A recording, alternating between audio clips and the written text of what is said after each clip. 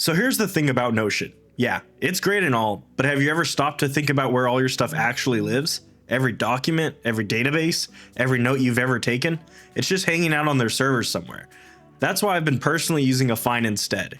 It's basically Notion, but you host it yourself, your data stays on your own servers. I'm going to show you how to get it up and running, as it's actually pretty straightforward. All you really need is a Linux server such as a VPS to get started. I'm going to go ahead and get one spun up, and I will see you guys once that is done. Once you guys have a VPS server stood up, all you're going to need to do is go ahead and SSH into it. We already have the terminal open here, and then we're going to need to install Docker. The link of this will be in the description below. All you have to do is scroll down just a little bit if you're using Ubuntu and following along with this tutorial. You're going to need to copy this string of commands right here, set up Docker's apt repository, go back to the terminal, paste that in, and let that finish up. Once that is done, open your browser again, scroll down just a little bit more, and you'll see a command to install the latest version of Docker. So we'll go ahead and copy that, go back to our terminal, paste that in. It'll ask you to confirm. We're going to press Y, enter, and let that finish. Once that is done, we're going to open up our browser and then go to the link in the description below. You'll see Docker Compose recommend. You may have to scroll down a little bit more, but we're just going to follow these steps right here. So first thing first it wants us to do is make a directory called affine, and then change our directory into that directory that we created. We can just copy that, go to our terminal, paste that in, should do everything for us. As you can see, we are inside the directory of affine. Go back to our browser, and then we're going to need to do wget. This is going to download the latest docker-compose file from the repository. We're going to paste that in. We'll clear that terminal so that it's a little bit clearer for you guys to see. ls, and as you can see, the Docker Compose is in our directory. So we're going to scroll down a little bit more. We're going to need to grab the .environment or .env file. We're going to go ahead and copy that back to our terminal, paste that in. If you did not know, in Linux, if you add a dot or a period before the file name, it actually considers it as a hidden file. So that's what it did in this case. So let's go ahead and vim into that file and see what we're looking at. So we have what revision, stable, which port, 3010, that should be fine, your database location, upload location, configure location, and then your database username, password, and the name of the database. I am not going to change anything here. You guys are more than welcome to. There are a few things if we want it to be outside facing where you can access it via like a FQDN or a domain name. There are a few things you want to change here. So just uncomment those, and we won't put affine, but we will put our domain. So kugatsu.cc, and that's pretty much all we need to do.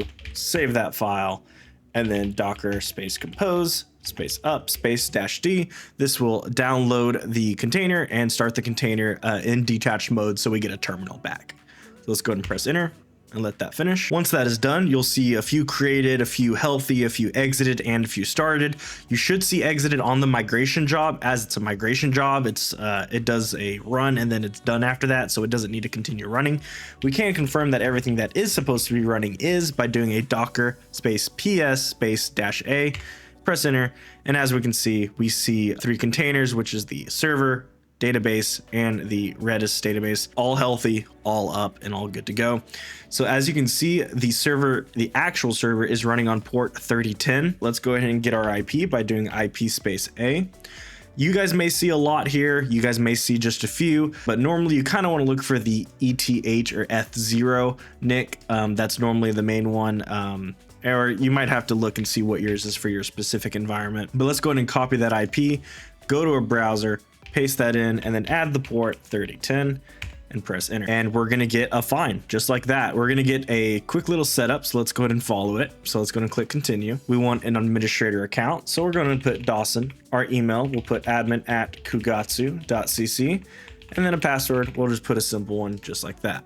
And let's click continue. There we go. Admin account created successfully. So let's go ahead and type in that email again, admin@kugatsu.cc, and then the password that we chose from the screen before, and press login. This is a failed to log in. It's null. After a little bit of troubleshooting, the reason I personally wasn't able to log in is because I set up HTTPS and I set up the domain name. So a quick fix for that, if you just go to the browser and then you type in the domain name that I set up, .cc, and go to that page, you'll get the same page that we had previously, the self-cloud login page of kugatsu.cc.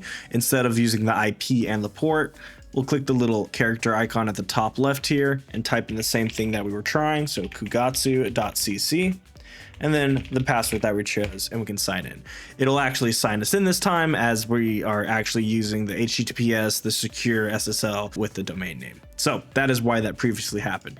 So right now, as you can see, we're on a demo workspace. This is actually like the self-hosted kind of quote unquote cloud version. We want to make our own workspace. So we're going to click create workspace, set a workspace name. We'll type in Dawson. Workspace type, make sure this is set on affine self-hosted cloud. If this is set on local storage, this is your local browser storage. So make sure you don't check that, and then click create. And then there we go. We are now officially in the Dawson workspace on affine self-hosted cloud.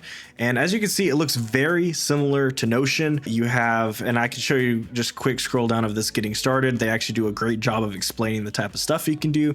You got formatting, you got checkboxes, you got tables, you got to-do list, and you can do code blocks, math equations. That's kind of cool how you can do that. And then you can do there's a lot more things you can do if you look at the docs, and then you can just play around with it, but it is fantastic. So we have our first folder that looks like it's already created, and then you have how to use folders and tags. But we can go ahead and create a new note. As you can see, we can do test. Amazing if I could type test. And then our first thing, we can do code blocks. I believe it should work. There we go.